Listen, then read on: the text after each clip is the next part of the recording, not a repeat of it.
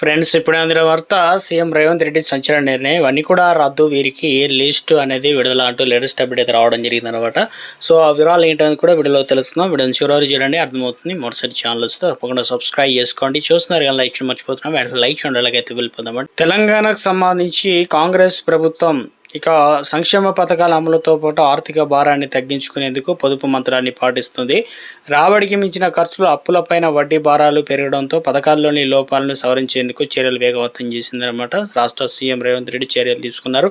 ఇందులో భాగంగా రాష్ట్రంలో పింఛన్లు ఇక పొందుతున్న లబ్ధాల జాబితాను ప్రక్షాళన చేసేందుకు ప్రభుత్వం శ్రీకారం చుట్టింది. దాదాపుగా 1,28,000 మంది అనర్హుల గుర్తింపు.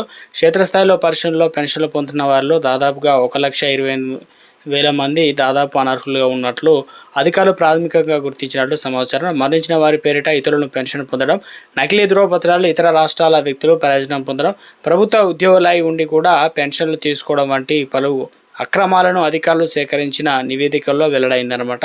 అంతేకాకుండా దాదాపు 1,248 మంది లబ్ధాలు తమ పెన్షన్ అవసరం లేదని తెలిపారనమాట. వారి పేర్లు ఇంకా జాబితాలో కొనసాగుతున్నాయి. జిల్లాల వారీగా సిద్ధం చేసిన ఈ అనర్హుల నివేదిక త్వరలోనే ముఖ్యమంత్రి పరిశీలనలోకి వెళ్ళనున్నాయి. కొత్త పెన్షన్లు మంజూరు, బ్యాలెన్స్లు సంబంధించి ప్లాన్ అనమాట.